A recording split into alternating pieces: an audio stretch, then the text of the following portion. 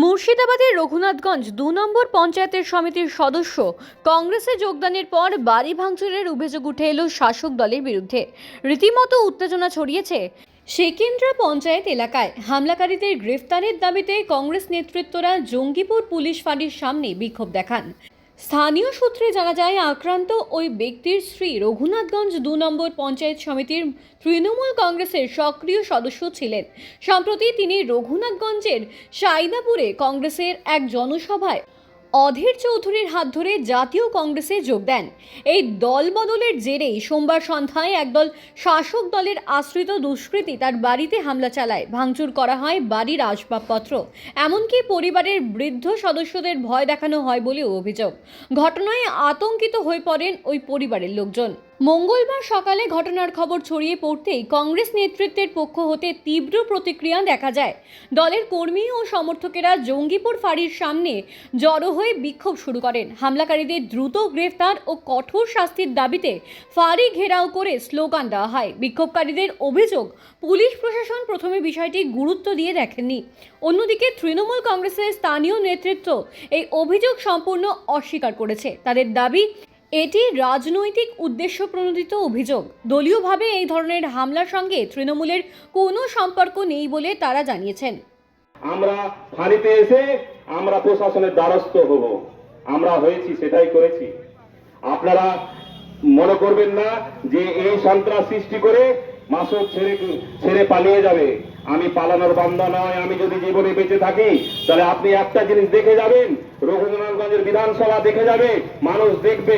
আশা করছি ফেসবুক লাইভে মানুষ মিডিয়ার মাধ্যমে দেখতে পাচ্ছে। আমার এই আন্দোলন থামবে না। আগামী দিনে আন্দোলন বৃহত্তর থেকে বৃহত্তর হবে। এই আন্দোলনে আমরা সামিল হয়েছি আজকে কারণে। আবার তার সাথে আমার এখানকার নেতাকে যেহেতু সরাসরি বলেছিলাম, আপনি তোলাবাজ নেতা, তোলাবাজি করতে আমি দেব না। আমার জীবন দিয়ে হলো এই বিধানসভাতে আমি লড়াই করে দেখিয়ে দিব আপনাকে। তার জন্যই তিনি আমার বাড়িতে লাগাতার সন্ত্রাস সৃষ্টি করাচ্ছেন পাবলিক দিয়ে, এবং তার সাথে প্রশাসন নিজেও থাকছে। প্রশাসন নিজে থেকে কালকে এই ঘটনা ঘটিয়েছে। আমরা বাড়িতে ডেপুটেশন দিয়ে এসেছি, যতক্ষণ ইলিয়াস চৌধুরী এবং মতিউর রহমান অ্যারেস্ট না হবে তার নামে আমি লিখিত কমপ্লেন দেবো। যতক্ষণ না অ্যারেস্ট হবে, যদি অ্যারেস্ট না হয়, প্রশাসন সঠিক ব্যবস্থা না হয়, না করতে পারে, আগামী দিনে আমরা জনগণ করিয়ে দেখিয়ে দিব। আমরা দেখিয়ে দিব পথ অবরোধ করে রঘুনাথগঞ্জ শহর আপনার থাকবে, জাম করে দেবো। আমার নাম মাসুদ করিম। তৃণমূল থেকে কংগ্রেসে যাওয়ার ফলে কি এটা একদম তৃণমূল থেকে কংগ্রেসে যাওয়ার কারণেই এই ঘটনাটা ঘটিয়েছে। আমাদের এখানকার নেতা, গ্রাম নেতাই নিজে ঘটাচ্ছে, সেকেন্দ্রা এবং গিরিয়াকে উত্তপ্ত করে ভাবছে যে লুটপাট করে যে সন্ত্রাসী ভোটটা হয় এখনো। আপনার বাড়িতে কি হয়েছিল? আমার বাড়িতে গেলে বুঝতে পারবেন যে কি হয়েছিল। কারণ কালকে সন্ধ্যা নামাজ, এশারের নামাজের আগেটাই এইরকম ভাবে ওরা কিছু মানুষকে নিয়ে আপনার ট্রান্সফরমার হাতা ফেলে অন্ধকার করে এই ঘটনা ঘটিয়েছে। ব্যাপক সন্ত্রাস, এবং পুলিশ সাথে ছিল। আপনার বাড়িতে কে কে ছিল? আমার মা ছিল, বাবা ছিল। বাবা নামাজ পড়তে মসজিদেই বাড়ি, মসজিদে নামাজ পড়তে ঢুকেছিল। আমার মা সেই অবস্থায় বাড়িতেই নামাজে দাঁড়িয়েছিল। আমার মা এবং বাবা দুজনেই হাজী সাহেব, দুজনকেই এইভাবে বাড়িতে বয়স্ক লোককে অন্যায় অত্যাচার করা হয়েছে। এর বিরুদ্ধে আমরা প্রতিবাদ জানাতে ফাঁড়িতে এসেছি। নামাজ চলাকালীন কি এই ঘটনা ঘটেছে? কি বললেন? নামাজ মানুষের যে নিপীড়ন, পরিযায়ী শ্রমিকদের যে কর্মহীনতা, সমস্ত কিছু মানুষের মনের মধ্যে বাসা বাঁধছিল।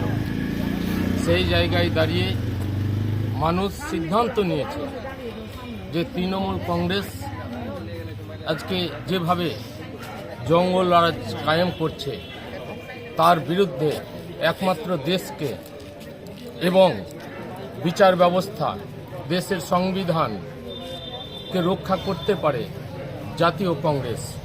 তাই জাতীয় কংগ্রেসের উপর আস্থা রেখে এই ২ নম্বর রঘুনাথগঞ্জ ব্লকে হাজারো হাজারো মানুষ সম্মতিনগর মারোয়ারি পট্টিতে তারা কংগ্রেসে সামিল হয়েছিল। তখনই আমরা আশঙ্কা করেছিলাম